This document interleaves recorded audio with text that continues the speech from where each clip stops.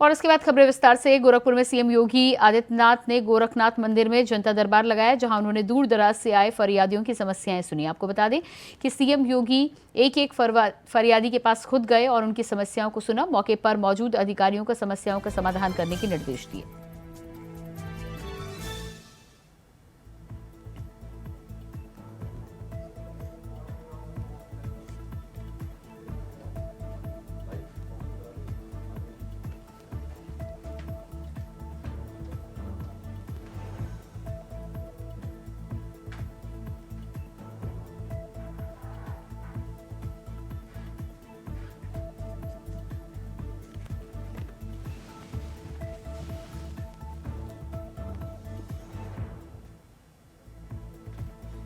तो सीएम योगी आदित्यनाथ ने गोरखनाथ मंदिर में जनता दरबार लगाया, फरियादियों की समस्याएं सुनी और संबंधित अधिकारियों को समस्याओं का निराकरण करने के निर्देश भी दिए। तस्वीर आप देख पा रहे हैं। मुख्यमंत्री योगी आदित्यनाथ खुद एक एक फरियादी के पास पहुंचे थे, उनकी समस्याएं सुनी और उनका समस्याएं समाधान करने के लिए अधिकारियों को दिशा निर्देश देते हुए नजर आए।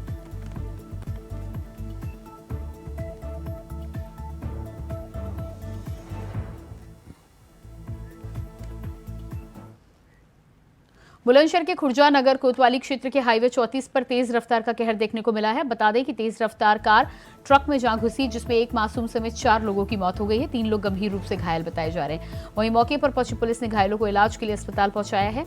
शवों को कब्जे में लेकर पोस्टमार्टम के लिए भेज दिया गया है।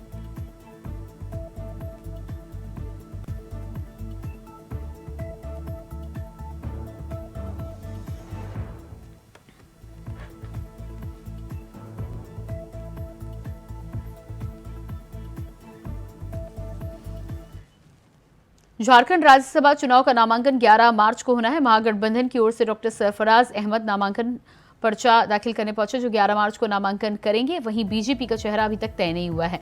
बीजेपी खेमे में अरुण उरांव का नाम आगे चल रहा है। आपको बता दें कि राज्यसभा सीटों के लिए झारखंड में 21 मार्च को वोटिंग होनी है। इस चुनाव में महागठबंधन की एक सीट तय मानी जा रही है। वहीं दूसरी तरफ विपक्ष के आंकड़ों के मुताबिक एक सीट मिलने की संभावना है। खबर यह भी है कि बीजेपी की करीबी बिजनेसमैन हरिहर महापात्रा चुनाव के मैदान में उतर सकते हैं। राज्यसभा चुनाव के लिए फॉर्म खरीदा है, साथ ही साथ जमानत राशि की रसीद भी कटवाई है। हालांकि बीजेपी ने इस खबर से साफ इनकार कर दिया है।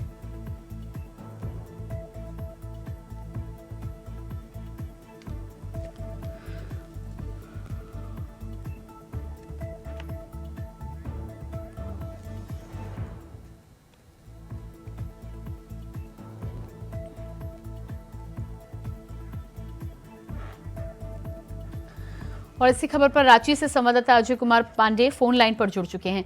जी अजय, जिस तरह से महागठबंधन की ओर से डॉक्टर सरफराज और बीजेपी की तरफ से भी अरुण उरांव का नाम आगे चल रहा है, लेकिन बीजेपी ने अभी इस बात को पुख्ता तौर पर स्वीकार नहीं किया है। क्या कुछ राज्यसभा के चुनाव पर घमासान जारी है?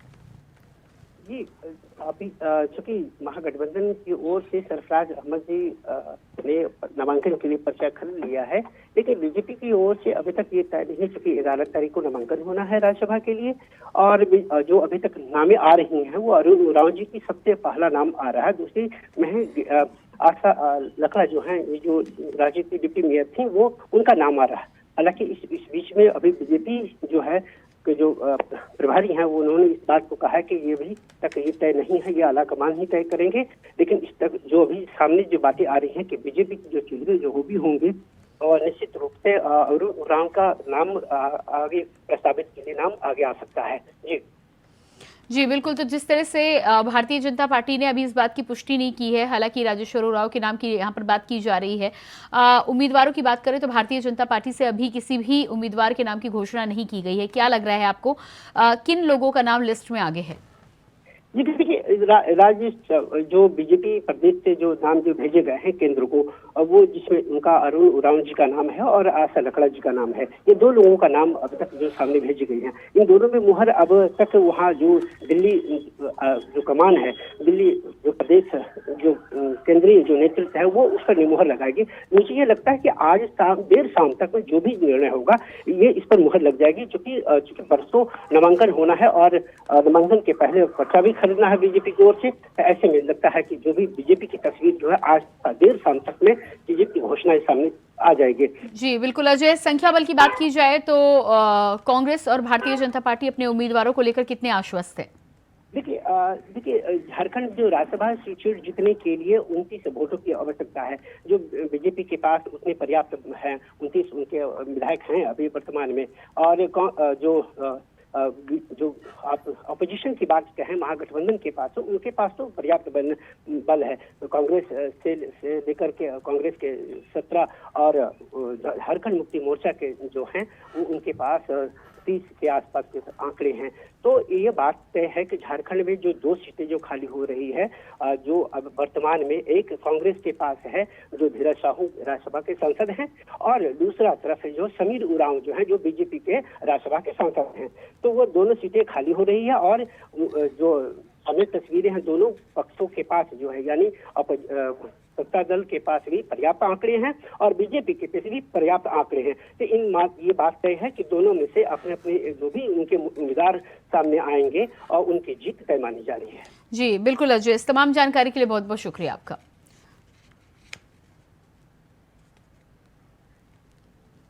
और इसके बाद बात करेंगे अगली खबर की। खबर हमीरपुर से है, जहां शिक्षक राज बहादुर पर रील बनाने का खुमार चढ़ गया है। बता दें कि छात्रों को पढ़ाने के बदले शिक्षक रील बना रहा था, जिसका वीडियो सोशल मीडिया पर वायरल हो रहा है। मामला सुमेरपुर विकास क्षेत्र के अमृता गांव के प्राथमिक विद्यालय का बताया जा रहा है।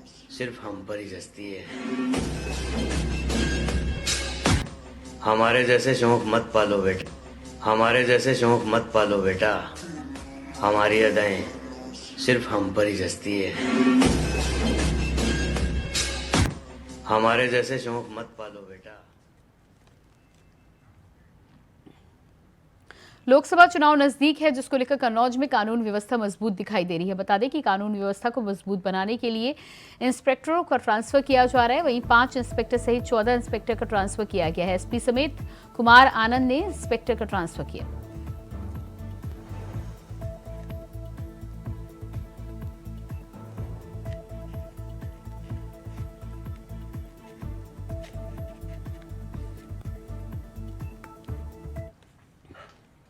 खबर अमरोहा से है, जहां डग्गामार वाहन चालकों की गुंडागर्दी देखने को मिली है। बता दें कि दबंगों ने सिपाही को लाठी डंडों से पीटा है। बताया जा रहा है कि हाईवे पर साइड ना देने को लेकर दबंगों ने पुलिसकर्मी को घेर कर पीटा। तभी पुलिस ने 2 आरोपियों को हिरासत में लिया है। घायल सिपाही को गंभीर हालत में अस्पताल में भर्ती कराया गया। वहीं पिटाई का लाइव वीडियो सीसीटीवी कैमरे में कैद हो गया है। मामला गजरौला थाना क्षेत्र के नेशनल हाईवे 9 का बताया जा रहा है।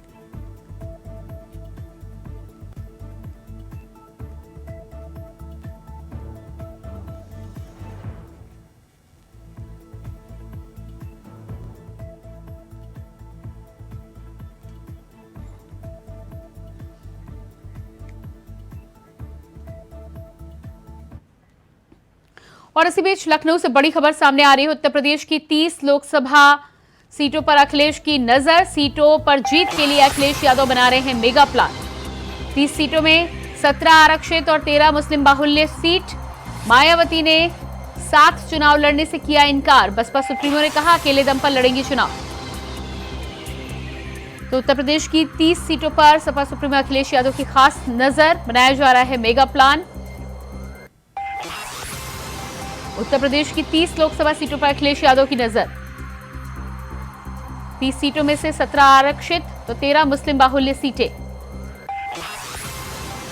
वहीं बसपा सुप्रीमो मायावती की बात करें तो बसपा सुप्रीमो मायावती ने एक बार फिर से एक्स पर पोस्ट साझा करके किसी भी तरह के गठबंधन से इनकार किया है। बीएसपी देश में लोकसभा का आम चुनाव अकेले अपने बलबूते पर पूरी दमदारी और दमखम के साथ लड़ेगी, जिससे विरोधी लोग काफी बेचैन लगते हैं। इसलिए आए दिन किस्म किस्म की अफवाहों और गुमराह करने का काम किया जा रहा है। और इसी खबर पर हमारे साथ लखनऊ से स्टेट कोऑर्डिनेटर अनिल पाठक जुड़ चुके हैं। जी अनिल, जिस तरह से बसपा सुप्रीमो ने एक्स पर अपनी पोस्ट साझा की और एक बार फिर से तमाम तरह की खबरों को लेकर गठबंधन से खंडन कर दिया है, क्या लगता है आपको किस तरह की राजनीति है? अकेले दम पर चुनाव लड़ने के लिए बिल्कुल तैयार है और तमाम कांग्रेस की जो योजना है उस पर पानी फिरती हुई नजर आ रही है बसपा सुप्रीमो। हाँ, बेशक प्रियंका, जो उत्तर प्रदेश की सियासत है वो फिर एक बार जो है करवट लेती नजर आ रही है। हालांकि बसपा सुप्रीमो ने अपने एक्स पर एकदम स्पष्ट कर दिया है कि बहुजन समाज पार्टी अपने दमखम पर अकेले चुनाव लड़ेगी। जो विरोधी दल के लोग हैं वो गठबंधन के नाम पर सिर्फ अफवाह फैला रहे हैं। लेकिन इसी कड़ी में आज समाजवादी पार्टी कार्यालय पर अखिलेश यादव ने एक बैठक की है, पदाधिकारियों के साथ अपनी रणनीति तय की है। समाजवादी पार्टी का जो फोकस है वो 30 लोकसभा क्षेत्रों को लेकर के है, जिसमें 17 लोकसभा क्षेत्र रिजर्व हैं और 13 जो है वो मुस्लिम बाहुल्य लोकसभाएं हैं। तो इसको लेकर के जो समाजवादी पार्टी का है उसका मेगा प्लान जो है वो बना रहे हैं अखिलेश यादव कि किसी भी हाल में इस 30 लोकसभा सीटों पर समाजवादी पार्टी का प्रदर्शन बढ़िया होना चाहिए और चुनाव जो है वो जीतने के लिए लड़ा जाना चाहिए। अब एक सवाल ये सबसे बड़ा है कि आखिर समाजवादी पार्टी को इंडिया गठबंधन में सीटें मिली हैं 63, लेकिन जो समाजवादी पार्टी की तैयारी चल रही है वो 30 सीटों पर चल रही है। तो इससे एक कयास लग रहा है कि कहीं कुछ अंदर अंदर और खिचड़ी तो नहीं पक रही है। वहीं कांग्रेस को 17 सीटें मिली हुई हैं। कांग्रेस की तरफ से अभी एक भी प्रत्याशी की घोषणा नहीं की गई है, लेकिन बसपा सुप्रीमो मायावती ने जिस तरह से ये खंडन किया है कि बहुजन समाज पार्टी अपने बलबूते पर चुनाव लड़ेगी, उससे ये कांग्रेस को एक बड़ा झटका है। बहुत मतलब उसका जो प्लान है वो बिखरता हुआ नजर आ रहा है। जी बिल्कुल अनिल, पिछले चुनाव की यदि बात की जाए तो 5 सीटें सपा के खाते में आई थी। ऐसे में 30 पर अगर तैयारी हो रही है तो क्या लगता है आपको कितनी मेहनत करनी पड़ेगी? दूसरी तरफ मायावती ने साफ तौर पर किनारा कर लिया है, यानी कि तमाम 80 सीटों पर चुनाव वो अकेले दम पर लड़ती हुई नजर आएंगी। और ऐसे में कांग्रेस का जो योजना थी कि सबको एक साथ लाकर कहीं ना कहीं वोटों को एकजुट किया जाए, उस पर पानी फिरता हुआ नजर आ रहा है। देखिए प्रियंका, अगर हम बात करें 2019 के चुनाव की तो उसमें बहुजन समाज पार्टी जो है वो बड़े भाई की भूमिका में थी और समाजवादी पार्टी जो है छोटी भाई की भूमिका में थी जी। बसपा को जो सीटें मिली थी वो 38 मिली थी, समाजवादी पार्टी को 37 सीटें मिली थी, जिसमें बसपा ने 10 सीटें जीती थी और समाजवादी पार्टी को सिर्फ 5 सीटें मिली थी। मुलायम परिवार के अधिकांश लोग चुनाव हार गए थे। सबसे बड़ा गठबंधन था ये सामाजिक और जातीय गठजोड़ का एक सबसे बड़ा प्रयोग था उत्तर प्रदेश में, लेकिन 2019 में ये प्रयोग फेल हो गया था। भारतीय जनता पार्टी ने लंबी छलांग लगाते हुए बढ़त ली थी। एक बार फिर कांग्रेस की तरफ से ये प्रयास किया जा रहा है कि जितने सेकुलर दल हैं जो बीजेपी की नीतियों में विश्वास नहीं रखते हैं, उनके साथ नहीं जाते हैं, उनको एकजुट किया जाए और एक मंच पे ला करके चुनाव लड़ा जाए। लेकिन जो बसपा सुप्रीमो मायावती की तरफ से बार बार खंडन किया जा रहा है, उसके बावजूद उत्तर प्रदेश में एक अलग तरह की ये हवा जो है फैलाई जा रही है, बनाई जा रही है कि बहुजन समाज पार्टी देर सवेर गठबंधन में जरूर आएगी। तो जिससे इस बात पे पूरा बल मिल रहा है कि कहीं ना कहीं चाहे वो समाजवादी पार्टी हो और चाहे कांग्रेस हो, उसको इस बात का अंदाज़ा है कि कांग्रेस और सपा मिल करके भारतीय जनता पार्टी का मुकाबला नहीं कर सकते हैं। तो ऐसे हालात में कितनी सीटें समाजवादी जीत पाएगी ये अभी कुछ कह पाना बड़ी जल्दबाजी होगी। जी बिल्कुल, तो जिस तरह से तमाम गणित यहाँ पर भिड़ाया जा रहा है, लेकिन आपका जिस तरह से अंदाज़ा है कि 30 सीटों पर तैयारी हो रही है और अभी भी मायावती के आने की गुंजाइश को लेकर इंडिया गठबंधन चल रहा है, लेकिन मायावती ने जिस तरह से दूसरी तीसरी बार खंडन किया है और कहीं ना कहीं मीडिया में चल रही तमाम खबरों का भी हवाला देते हुए उन्होंने कहा है कि इन खबरों पर भरोसा और विश्वास नहीं करना चाहिए जनता को। तो इसके बाद क्या लगता है, इसके बाद क्या फैसला इससे इतर आ सकता है? हाँ देखिए प्रियंका, कभी कभी सियासत में जो होता है वो दिखता नहीं है जी। ये होता है, कभी कभी ऐसा भी होता है। लेकिन बसपा सुप्रीमो की तरफ से जिस तरह से ये खंडन किया गया है, हमें जहाँ तक याद है कि दूसरी बार सुश्री मायावती ने ये खंडन किया है कि बहुजन समाज पार्टी अकेले अपने दम खम पर चुनाव लड़ेगी। एक्स पर पोस्ट किया है बसपा सुप्रीमो ने। बावजूद इसके जो बार बार कांग्रेस की तरफ से और सपा की तरफ से भी दबी छुपी जबान से ये प्रयास किया जा रहा है, लेकिन अभी तक औपचारिक रूप से कांग्रेस ने भी ऐलान नहीं किया है कि उनकी तरफ से प्रयास किया जा रहा है। लेकिन अंदर खाने में इस बात की चर्चा जरूर है कि कांग्रेस के top leadership BSP supremo Mayawati से वार्ता कर रही हैं। इस बात पर खास फोकस किया जा रहा है कि इस बार गठबंधन के लिए खुद सोनिया गांधी जो हैं वो मायावती से वार्ता कर रही हैं। इस बात की भी चर्चा है सियासी गलियारों में कि गठबंधन जो है वो मायावती का प्रधानमंत्री चेहरा भी बना सकता है अगर बहुजन समाज पार्टी गठबंधन में आती है। बहरहाल अभी ये बातें केवल कोरी अफवाह ही हैं, क्योंकि मायावती की तरफ से जिस तरह से खंडन किया गया है उससे साफ स्पष्ट हो गया है कि बसपा के गठबंधन में शामिल होने का कोई आधार नहीं है। जी बिल्कुल अनिस, तमाम जानकारी के लिए बहुत शुक्रिया आपका।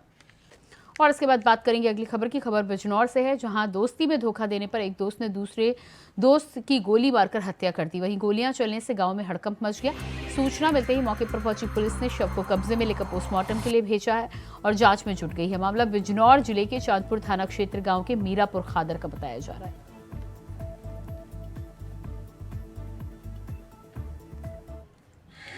चांदपुर थाना पुलिस को सूचना प्राप्त हुई कि मीरापुर खादर ग्राम में ब्रजेश डब्बू उर्फ ब्रजेश नामक एक लड़के को उसके साले जिसका नाम लवी है उसने गोली मार के हत्या कर दी है।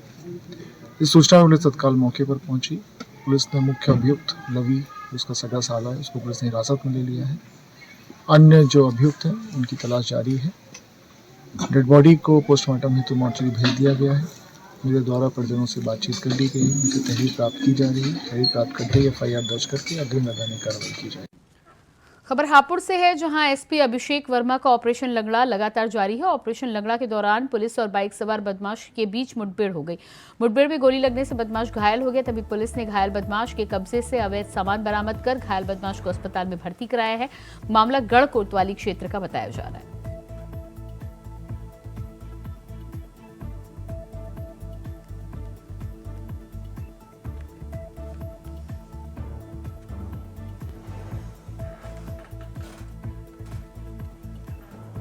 और इसी के साथ फिलहाल इस बुलेटिन में इतना ही। खबरों के लिए बने रहिए इंडिया वॉइस के साथ। नमस्कार।